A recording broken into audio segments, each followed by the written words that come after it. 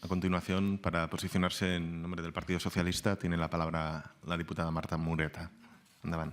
Molt bé, gràcies, president. Plenament d'acord amb la proposta de resolució que avui es presenta.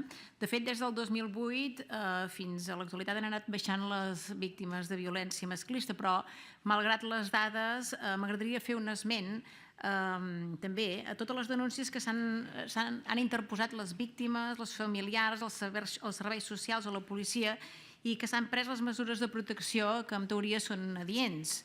Les dades entre el 2006 i el 2016 demostren que la seguretat que es dona a les víctimes és insuficient i jo crec que ens hauríem de parar en aquesta dada, un 25% de víctimes mortals que havien interposat denúncia durant el 2016.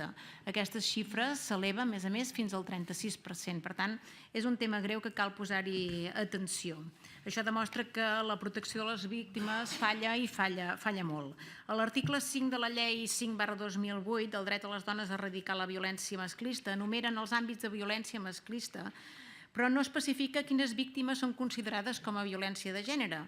De fet, la Comissió Nacional per la Intervenció Coordinada contra la Violència Masclista, depenent de l'Institut Català de les Dones, ha d'impulsar, seguir, coordinar i avaluar totes les actuacions en l'abordatge de la violència masclista.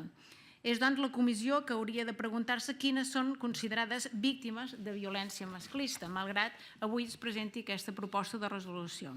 Des del grup del PSC entenem que tots aquests apartats que es presenten en aquesta proposta de resolució són víctimes de violència masclista. I una reflexió per acabar.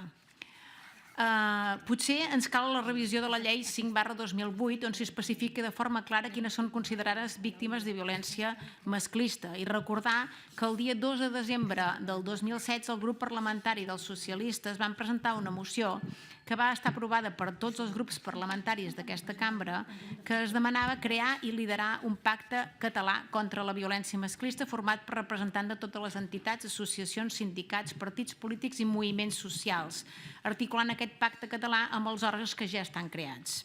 És evident que votarem a favor de tota la proposta, tal com deia, però en el ple del 2 de desembre també es va aprovar la moció pel pacte català d'aquesta violència masclista i a hores d'ara encara no tenim coneixement de cap moviment per part del govern i aquí, des d'aquí, ho voldríem denunciar, perquè podem aprovar propostes de resolució, mocions i podem anar fent moltes intervencions en els plens, en les comissions, però el govern no es mou. I no es mou, i ho diuen les dades de totes les mocions que anem aprovant i propostes de resolució que ens estan explicant que aquí no es mou ni un dit.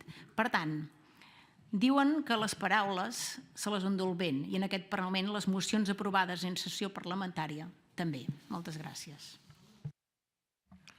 Gràcies, diputada.